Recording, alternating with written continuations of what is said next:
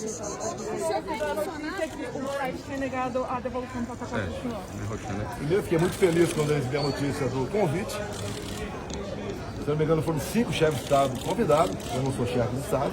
E foi um convidado excepcional por parte do Trump e sua comitiva. Porque, obviamente, todos sabem que o meu filho Eduardo tem um excelente relacionamento com ele.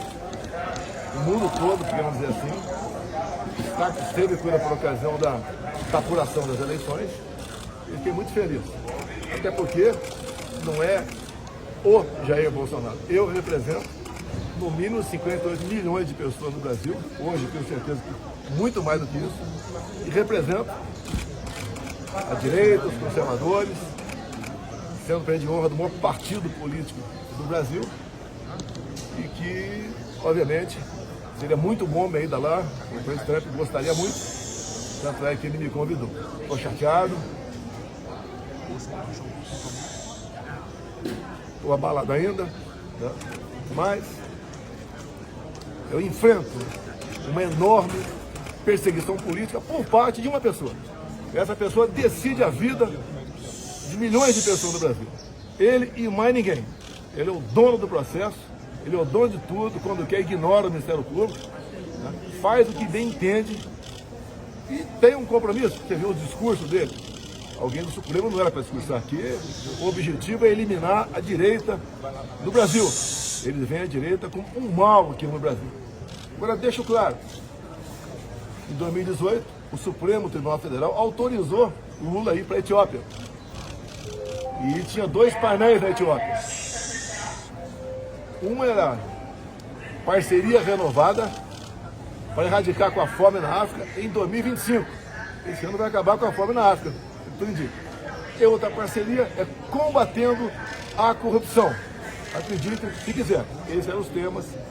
Ele acabou não indo porque um outro juiz e um outro processo aqui de Brasília não lhe autorizou. Nesse despacho do senhor Alexandre de Moraes agora, me negando a sair do Brasil, ele cita o fato de pessoas terem saído do Brasil e não voltado mais. E cita ali Felipe G. Martins, que saiu, segundo ele, assinou embaixo, no meu avião em dezembro de 22, que não é verdade. Ele não foi no meu avião para os Estados Unidos. Diz mais, que ele não se apresentou para a devida inspeção do seu passaporte e não retornou até hoje ainda. Está na decisão do senhor Alexandre de Moraes. Ou seja, ele não pagou missão para alguém, negue, e nem leu, e assinou embaixo. É uma perseguição descarada o que faz comigo.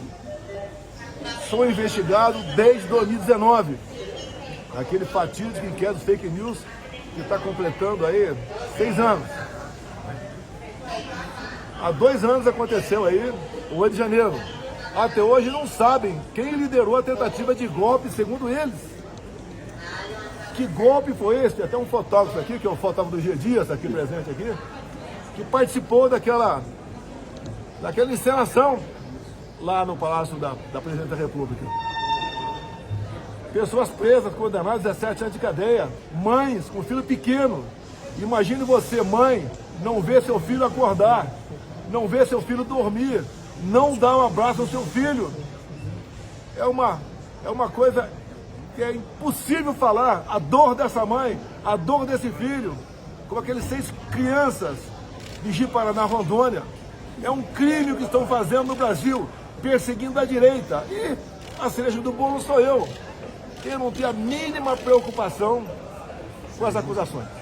Agora, eu posso ficar tranquilo tocante a quem vai fazer o relatório, a quem vai me acusar, tendo visto o seu comportamento até o presente momento. O que podemos esperar da justiça brasileira? O objetivo é eliminar a direita do Brasil. Eu represento a direita no Brasil. Lamentavelmente, não pude comparecer nesse evento dos Estados Unidos sem ter uma condenação sequer.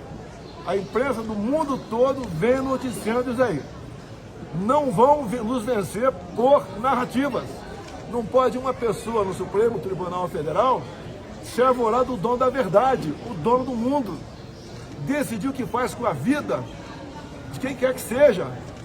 Me acusam, principalmente nesse processo, de maquinar contra o Estado Democrático de Direito desde 2019, plantando, segundo ele, fake news junto à imprensa.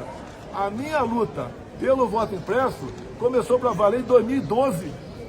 Tive aprovado uma emenda minha quando o Rodrigo Maia era relator de uma mini reforma eleitoral. Dilma vetou, nós derrubamos esse veto. Daí o Supremo, por 8-3, diz que o voto impresso cabe risco à segurança das eleições. Deixo claro, somente por intermédio do voto impresso é que nós podemos conhecer a fraude na Venezuela.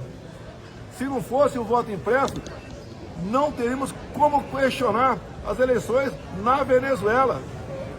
O mundo democrático não reconheceu a vitória de Maduro. E o atual presidente reconheceu. Afinal de contas, ele mandou para lá uma embaixadora para representar o Brasil. Deixa eu continuar, por favor. Vale a pena falar também que, por ocasião do período eleitoral, eu não pude mostrar nada. Eu não pude mostrar imagem do 7 de setembro, imagem do enterro da Rainha Elizabeth, imagem da minha passagem pela ONU, mostrar o Lula defendendo o aborto, mostrar o Lula no Complexo do Alemão, o encontro com líderes comunitários que só foram eleitos graças à bênção dos traficantes. O TSE fez uma campanha, gastou dinheiro para isso, para que jovens, 16, 17 anos, tirassem título de eleitor. Essa faixa etária, 3/4 votam no PT. Foram mais de 4 milhões de jovens, só aí 2 milhões de votos a mais para o PT. Que democracia é essa? Estou inelegível por quê? Porque me reuni com embaixadores. 2 meses depois de ministro Fachin ter feito a mesma coisa. E na minha reunião com embaixadores, eu mostrei o inquérito 1361, que no dia seguinte passou de ostensivo para confidencial. Ou seja, tudo que interessa para Alexandre de Moraes é secreto. Nem meus advogados têm acesso a parte do processo ainda como delação. Em falar em delação, o próprio ministro Alexandre de Moraes ouve o delator o tempo todo para fazer ajustes na sua delação. Que democracia é essa? Estou inelegível. Primeiro, por abuso de poder político, por se reunir com embaixadores. Nessa reunião, repito, convidei o ministro Edson Fachin, que era presidente do TSE, para comparecer, não foi. E disse enchendo que era 13 milhões, que vocês da imprensa não têm conhecimento. Quem tentou via lá e conseguir esse inquérito, não teve acesso a ele. Quando foi divulgado, via uma busca e apreensão, na sede do PR, na minha mesa, um contrato de reforma de uma casa na Vila Vitória de Mambucaba, vazado pela PF, segundo o próprio jornal o Globo. Depois eu comprovei que eu paguei em Pix e declarei de imposto de renda. Nada devo tocante a isso. Mas tinha na minha mesa 3 páginas desse inquérito. Por que a PF não vaza para vocês da imprensa essas 3 páginas? Para a gente botar um ponto final sobre o sistema eleitoral brasileiro. Eu não quero tumultuar nada, eu quero a verdade. A verdade sempre esteve comigo. Por que sonegar informações a todos sobre eleições no Brasil? E a minha segunda inegibilidade, abuso de poder econômico. Acabou o 7 de setembro, aqui em Brasília, entreguei a faixa com o assessor meu. Ali fora vocês viram. Talvez o próximo 1 milhão de pessoas. Falei. O que eu gastei naquele evento? O carro de som era do Silas Malafaia. Não gastei nada. Não usei estrutura do governo para juntar aquele pessoal lá. Onde quer que eu vá no Brasil, a multidão está do meu lado. Lá atrás, durante as eleições e até agora. O povo está com a gente. Até mesmo o próprio Estado de São Paulo, há poucas semanas, fez o editorial. PT, um partido popular sem povo. Sem povo é sem voto. Que democracia é essa no Brasil? Que se alijam o maior opositor da direita com processos de inelegibilidade exatamente igual na Venezuela.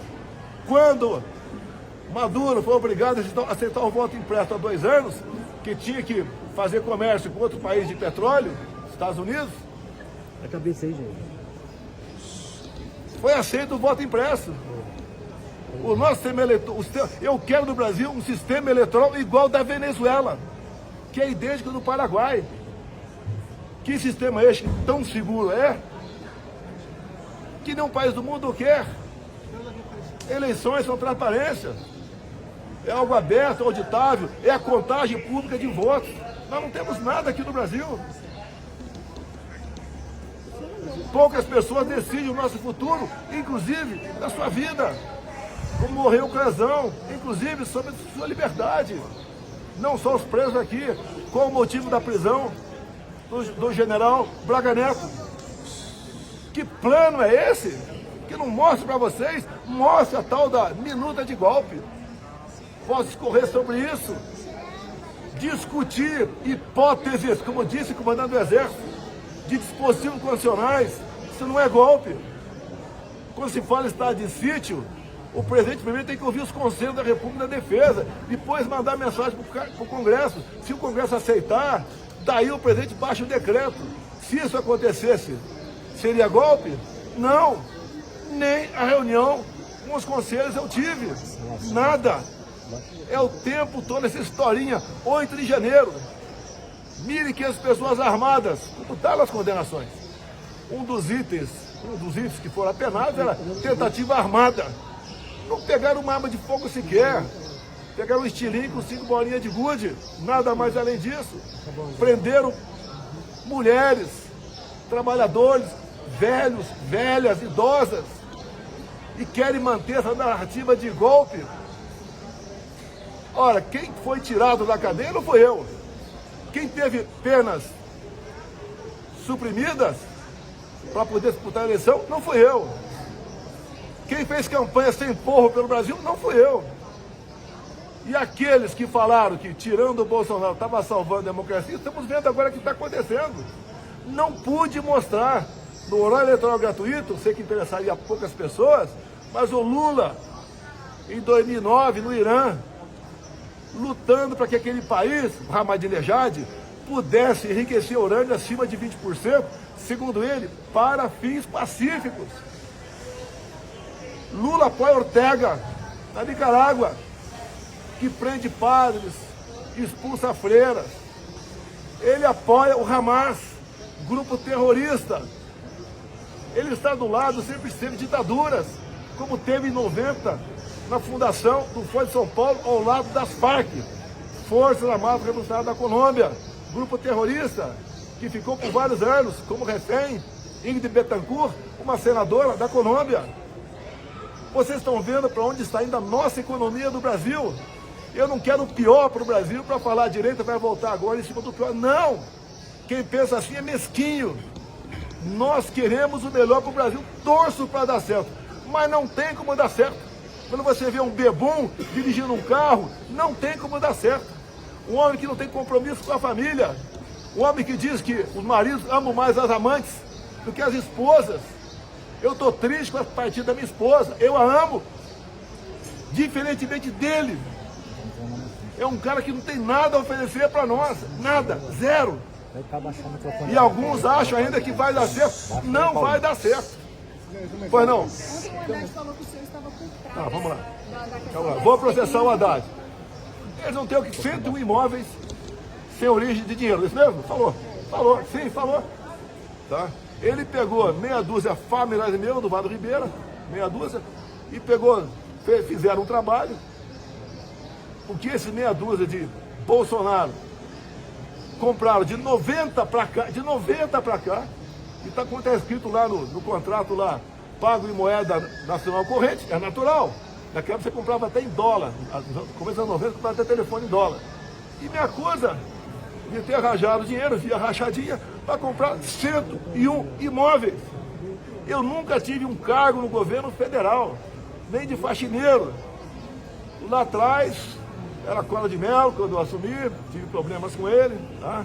Depois, FHC, vocês sabem disso, problemas com cola de mel. Depois, Lula e Dilma. Nunca tive um cargo no governo, nunca tive um ministério indicado por mim, nunca tive nada.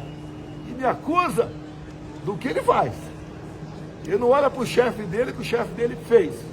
Onde os delatores lá sim devolveram mais de 5 bilhões de reais.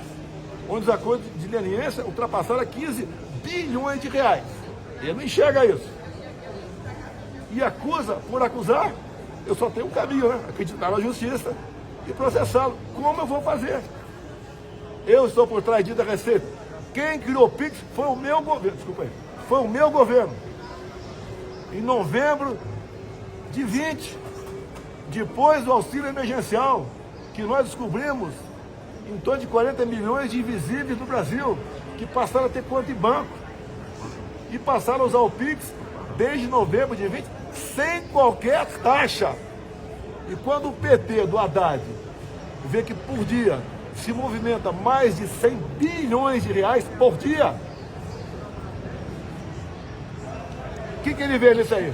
Uma maneira de buscar alguma coisa. Não é taxando no primeiro momento. Ninguém está fazendo taxar aqui. Mas quando vê aquele montante na frente, vai preparando o clima para meter a mão no bolso do informal, das pessoas mais simples, e por que não dizer também para perseguir algumas pessoas. Então, se a sua normativa, não, o efeito era inócuo, por que fazê-la? Recuou porque é fraco, ou porque é incompetente, porque é os dois. Recuaram. Agora querem processar o Nicolas, o Flávio Bolsonaro, o Gaia, por fake news. Eu criei o Pix e o Banco Central não tinha independência naquela época. Então eu criei o Pix em novembro de 22 e entreguei para o povo sem qualquer taxa, que fez a economia voar no Brasil. Como vocês viram, no final de 22, tivemos superado 54 bilhões de reais, inclusive diminuindo a carga tributária, como zeramos impostos federais de combustíveis, entre tantas e tantas outras coisas. É um governo diferente, que não teve corrupção em meu governo, diferentemente do que acontece atualmente. Dá para comparar Haddad com Paulo Guedes? Dá para comparar aquele ministro acusado lá de assédio moral e sexual com a Damares? Dá para comparar o filho do Renan com o Tarcísio na infraestrutura? Não dá para comparar. Era um governo que não tinha barganha com partidos para ter voto no parlamento e entregar o Brasil para certos partidos. Alguns até fazem a coisa boa, mas a maioria não. Há uma diferença enorme. Por isso o povo tem saudade de mim. Por isso, onde eu vou, arrasto multidões. Sempre tivemos a verdade acima de tudo. É triste a situação que me encontro, perseguido por uma pessoa que até agora não descobriu quem foi o golpista do 8 de janeiro, porque não teve golpe. Não houve tentativa de golpe. Qual é a mensagem da reunião agora? Qual é o motivo? O filho do senhor, o deputado Eduardo Bolsonaro, chegou a passar recentemente que teria medo de o senhor ser um candidato em 2026, um candidato forte. Você acha que é por isso ou tem algum outro motivo? Você discurso do Jair Moraes falando que atacando a direita. Ou seja, ele toma partido político. Eu sou do tempo que os juízes, falavam nos autos. Agora é diferente. Eu tenho certeza que recuperando a minha elegibilidade, eu ganho as eleições. Agora, eu inelegível é uma prova que estamos numa democracia igual a da Venezuela, onde a oposição é eliminada por inelegibilidades, como a Maria Corina e o Capriles lá, ou então como lá em El Salvador, ou melhor, a Nicarágua, onde 7 opositores do Ortega estão presos com a acusação: atos antidemocráticos. Qualquer coisa aqui está com a democracia, qualquer coisa está com a democracia. E exatamente quem diz isso é que está à margem da lei. Quer ver uma coisa importante? Se eu sou tão criminoso assim, golpistas, etc, por que não seguir o devido processo legal? Eu não sou última instância, eu sou primeira instância. O Lula foi jogado onde? Curitiba. Depois TRF4, depois STJ, depois foi para o Supremo. O meu já é última instância. Presidente, o senhor tem conversado com investigados do O Congresso lhe chamou de amigo da América. Eu não posso conversar com ninguém. Você quer estar escrevendo o Jorginho Mello, né? Deu uma escorregada, falou lá, No mesmo entrevista, ele disse que lamenta eu não poder falar com o Valdemar, e depois na frente disse que eu tenho conversado muito com o Valdemar. Não é verdade, é um ato falho dele. Ele fez uma nota, pelo que eu sei, no mesmo dia. Não tenho conversado com ninguém, nem posso conversar sequer com advogados que defendem outros desse inquérito. O Congresso Nacional lhe chamou de amigo da América lá nos Estados Unidos. Olha, eu sempre admirei os Estados Unidos, sempre, não foi de agora. Tive excelente relacionamento com o Donald Trump. Ele teve problemas lá, sei que é pequeno, o PIB dele é 14 vezes maior do que o nosso, né? Etanol resolvemos, aço interessado pra gente, resolvemos. Ele colocou o Brasil como grande aliado ex-OTAN, onde conseguimos paramilitar, tecnologia e armamento mais rápido e mais barato. Conversei muito com ele sobre Venezuela no passado, ele tinha uma grande preocupação com a Venezuela. Continua tendo agora, maior ainda, tendo em vista o Brasil está no caminho da Venezuela, né? Já que já não passou. Então, esse governo, a esperança que nos dá é que ventos da democracia venham para cá. E realmente a liberdade de expressão se faça presente. Ele sempre diz, sem liberdade de expressão não tem democracia. E agora estamos vendo aí Elon Musk, Zuckerberg, entre outros, acabando com as agências de checagem, que a informação tem que ser livre. Você não pode garrotear as mídias sociais. Essa mídia social foi que me elegeu em 2018. E não foi com mentira não, seu Haddad, foi com verdade. E não existe fake news para atacar o PT do que a própria verdade. Então ninguém precisa mentir para atacar o PT, atacar essa política falida do Haddad aqui no Brasil. Os números estão aí. Tive há pouco tempo um representante aqui da Associação dos Supermercados do Brasil, ele falou que essa alta do dólar vai refletir entre janeiro e fevereiro um aumento em pouco acima de 7% nos supermercados. Não dá para a gente absorver com esse tipo de economia. Mesmo com pandemia, eu tirei o Brasil do buraco, obviamente, com a minha equipe, Paulo Guedes, que não dá para comparar com esse cara que está aí, que fez um cursinho de economia por 3 meses e ainda diz que colou e dá risada. O ministro, um dos mais importantes, é o da economia. Esse que está aí é um fiasco, uma piada. Qual é a mensagem do senhor para o presidente Trump? Você acha que ele pode ajudar a causa do processo? Olha, já tem influência no mundo todo da presença dele. Primeiros-ministros que estão caindo, o Hamas fazendo acordo, né? Lá o Trudeau renunciou, né? No México a entrada de drogas já, grandes apreensões foram feitas, entre outros, tá certo? Eu gostaria de apertar a mão dele, não daria para conversar, entendo a grandiosidade do momento, as pessoas importantes que tem para conversar, mas com toda certeza, se ele me convidou, ele tem a certeza que pode colaborar com a democracia do Brasil, afastando inelegibilidades políticas, com essas duas minhas que eu tive. Presidente, o senhor chegou a falar com ele que o senhor não iria à posse? Porque Não. Quando eu falo com o chefe de Estado, eu não converso com ninguém. Quem tem grande liberdade com ele é meu filho Eduardo, está lá e tem conversado. Tem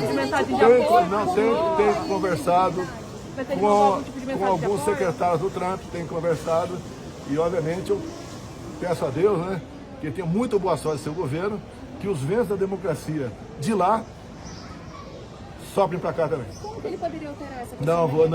É a presença dele. Só a presença dele, o que ele quer, só as suas ações. Ele não vai admitir certas pessoas, né, pelo mundo perseguindo opositores, é o que chama de lawfare, né? Isso mesmo? É o ativismo judicial que ele sofreu lá, que inclusive é uma grande semelhança entre eu e ele, obviamente, a semelhança política, tá? É a questão, ele também sofreu um atentado, levou um tiro, pegou na orelha, eu levei uma facada que aquela parte da PF não quis investigar, cujo delegado que foi encarregado do inquérito, que falou que foi um lobo solitário, foi premiado por Lula e foi diretor de inteligência da PF e agora está indo para Londres. E passou esses 2 primeiros anos me perseguindo. Vocês mesmo na imprensa acompanham isso daí. Então, eu desejo boa sorte a presidente Trump. Vou ter notícia do meu filho Eduardo quando eu retornar para o Brasil. E, obviamente, eu acredito que só a presença lá, os ares diferentes, o amor que ele tem à democracia, isso vai refletir aqui no Brasil também. Mas ele pode como ele pode ajudar Eu não sei, eu não me miscuo na política americana, não vou dar palpite nem sugestão. Ele sabe o que está acontecendo Eu estou na imprensa do mundo todo por causa dessa proibição. Onde digo, no passado, eles foram para fora. Você vê, quando o Lula foi autorizado pelo Supremo a ir para a Etiópia, vai discutir 2 painéis. 2 painéis, o Lula. O primeiro, até escrevi aqui, né? Parceria com a África para eliminar a fome até 2025. É o mesmo discursinho de sempre. Eu acho que esse ano vai acabar com a fome na África. E a outra, escrevi aqui, vencendo a luta contra a corrupção. Já imaginou Lula dando uma palestra em 2018 na Etiópia, vencendo a luta contra a corrupção? Ele já tinha 2 condenações naquele momento lá. Esse é o nosso Brasil. Esses são que estão na frente da política. E nós lutamos contra isso. A direita é Deus, pátria, família, liberdade. É a verdade acima de tudo. E nós conseguimos demonstrar, fazer grande parte da população começar a se conseguir. É por falta de conhecimento que meu povo pereceu a mostrar as potencialidades do Brasil. Quantas vezes eu falei, né? TV Globo, com todo respeito, me dei 2 horas ao vivo para vocês perguntar sobre golpe, joias, vacina, baleia, leite condensado. Eu só quero 30 minutos para falar de Brasil. O que nós somos e onde podemos chegar. Só isso. Agora, continuo me massacrando o tempo todo e eu não tenho o direito de me defender. O projeto da anistia, Mas disso, você vê que a anistia se dá para alguém cometer algum crime. As pessoas que estão presas não cometeram crime algum. Alguns cometeram crime de depredação. Que a punição tem que ser outra. Não pode ser 17 anos de cadeia. E é a primeira instância. As pessoas não têm foro. E outra coisa, individualização da pena. Tem gente condenada lá que ninguém sabe o que fez, só porque estava de camisa verde e amarela, presa. Nós não queremos isso na nossa justiça, muito menos das pessoas que estão presas. Repito, imagine um pai, uma mãe, sem ver seu filho acordar, ir para a escola, sem ver seu filho dormir, sem saber que está sendo aliciado por alguém para consumir drogas, ou para prostituição infantil. Então essa mãe presa aqui em Brasília, ou numa penitenciária por aí, será que esse pessoal não tem coração? Isso é mais do que nem devia ter anistia, devia ter, nem condenação devia ter, mas vamos lutar por anistia. E a anistia do senhor, você acha que também poderia ser votada nesse projeto? Não, esse projeto não, deixei bem claro. É mais importante colocar as pessoas em liberdade do que em inelegibilidade. Esse é outro processo à parte. Isso aí cabe ainda, né? Quem sabe no futuro aí, o registro da minha candidatura aqui no TSE ainda. Você se sente um refém político?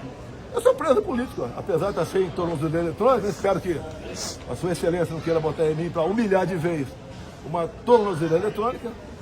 Eu estou assim, estou constrangido. Eu queria estar acompanhando a minha esposa. Quem vai acompanhar lá vai ser meu filho, o Eduardo, né? E a esposa dele. Agora eu queria estar lá. Eu pré-acertei encontro com o chefe de Estado, via Eduardo Bolsonaro, e lamentavelmente não vou poder comparecer. O senhor tem confiança que o projeto da anistia vai ser votado?